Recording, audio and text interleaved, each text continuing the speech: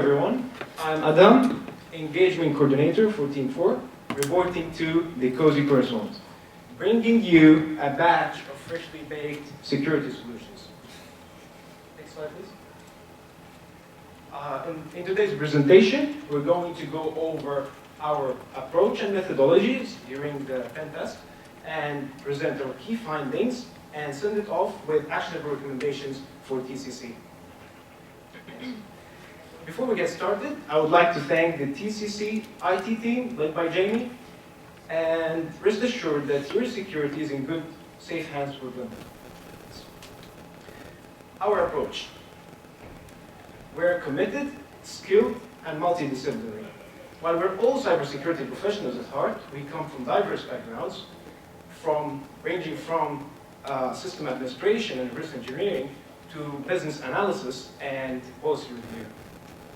This means that we're able to empathize with our clients, put ourselves in their shoes, and most importantly, make sure that the technical engagement revolves around the business nature and not the other way around. We're also safety oriented. This means that we value our clients' transparency with our client, and that we abide by a set of rules that allow us, to mitigate and minimize any risks that would hamper the security of our client during the engagement and afterwards. Next, I would like to send it off to our technical lead, Hassan, for presenting key findings. Thank you, Adam. As Adam introduced me, I'm Hassan, and let's get to the matter. I'm going to be taking you over the technical findings we discovered and the vulnerabilities and issues we found in the system. Next slide, please. So first, one of the most important things we discovered during our investigation is we found some outdated software. In this picture you see here, we found that one of your most important systems, your domain controller, which is the hardware system, is vulnerable to a vulnerability that allows anyone with no prior credentials or access to take complete control over your system. In this specific instance, we found that your domain controller is vulnerable to eternal blue, which is an exploit that has very large consequences for your system. Once inside, we also discovered that the system has some questionable policies that allow attackers a lot of control. For instance, we discovered that the password policy does not have any requirements for complexity, which means that a password can be very simple to guess, and since there's also no maximum amount of attempts for password attempts,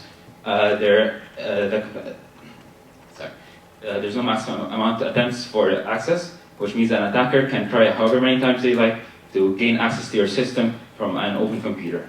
We also discovered that these systems do not have a very short duration for timeouts, which means someone can leave their PC open and an attacker can find this unattended PC a long time after it's been left open and can still access the files on it. We also discovered that from your guest kiosks, which are placed around the hotel, an attacker can gain access to this, not only take control over the system, the kiosk system, but also from their pivot into the corporate network. We discovered that there's no separation between those two systems, and that an attacker can then continue from your guest kiosks into the corporate machines, which presents a lot of security risks. And my colleague Omar is going to be talking about those security risks and how they can be mitigated. Thank you. So, moving on to the recommendations. So, since our last engagement with TCC, we found that you guys have implemented some great security measures in place, and that's good. And one of the most important ones is the network segmentation. That was really good for making it much more difficult for attackers to get into the system and get into the network. However, when it comes to cybersecurity, you can never be secure enough. You can always try for better, more secure network architecture. So with that, we would like to boil down the recommendations into 4 main points. The first and foremost is definitely updating all the software and operating systems. So we found a lot of outdated software, and the most important one is obviously on the domain controller. So for that instance, for example, the domain controller should be updated to a newer Windows Server version, or at least download the latest patches to ensure that it's no longer vulnerable to such really bad exploits, such as Eternal Blue, which was no authentication piece.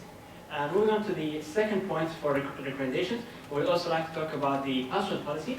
There has to be a really secure password policy in place, because that would be, for example, if an attacker manages to gain access to the hashes, they wouldn't be able to crack them, because if they crack it, if the user reuses the passwords on many different services on different hosts, this would be a big security risk. The third point we'd also like to talk about is multi-factor authentication.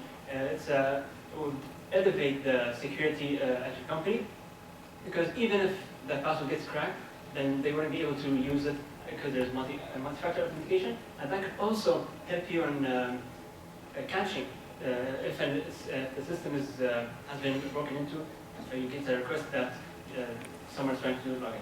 And last but not least, we would like to talk about intrusion detection and prevention systems, IDPS. So those systems, they can greatly help your security, because they will be able to monitor the technical architecture of your network.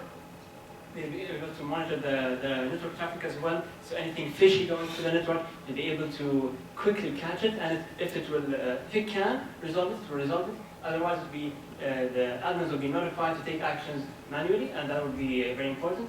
Now, the last thing that the IDPS can do is keep your systems in compliance with regulations. So to talk about regulations more, my colleague Ahmed, who's our business analyst, will discuss. Thank you very much. Now, I know that when you look at these acronyms, it all sounds like a bunch of legal boilerplate, but I assure you that these are incredibly interesting times for information law. Whether it's the GDPR in Europe, the CCPA in California, or a host of other states that have launched their own initiatives, such as Virginia, Utah, and Connecticut, what is happening is that around the world, consumers are becoming more aware of their informational rights, and lawmakers are very eager to enforce punishments and penalties, such as fines and lawsuits, against firms that are not willing to comply with these new rights. There are plenty of dangers for TCC from this ongoing change, such as the aforementioned fines and lawsuits, as well as the loss of reputation from breaking any of these regulations. However, like President John F. Kennedy said, the Chinese spell crisis with two characters, one representing danger and the other opportunity. The opportunities that TCC has are immense if it can immediately place itself as a pioneer in the field of security and information law. The keyword here is prevention rather than cure. You should all focus on ensuring that your systems comply with these laws before they are enforced, before the lawyers come knocking. Next slide, please. Second, how do we comply with these rapidly changing regulations? Well, the NIST, which is known to set industry standards for cybersecurity, has recently, and by recently I mean just 7 months ago, published a report called Securing Property Management Systems. It's essentially a 200-page report tailored specifically for the needs of businesses in the hospitality industry within which TCC operates.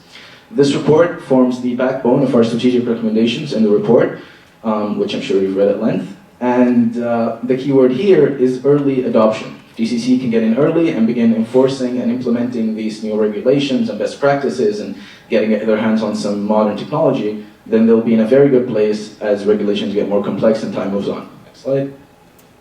Finally, and I believe this to be the most interesting part of our presentation, for me at least, is the fact that TCC can build a brand around privacy. There's growing public concern with Airbnbs and hotels recording their clients and taking their information, and hackers getting more and more elaborate with their malicious attacks.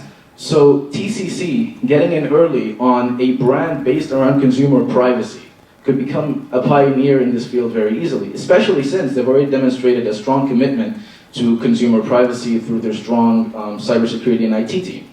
This could create a virtuous cycle where early investments make sure that they're always well ahead of other firms and competitors and peers alike, and ensure that they have an advantage above their competition.